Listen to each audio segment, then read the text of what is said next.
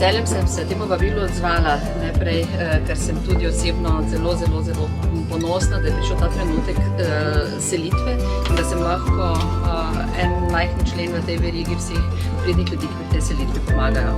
Ker to pomeni, da se dokončno poslavljamo od teh sicer prijaznih, vendar res starih prostorov.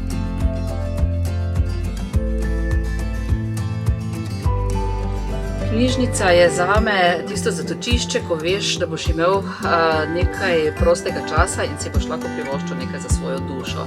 Torej, da lahko prebereš kakšno dobro knjigo. To zame pomeni mariborska knjižnica.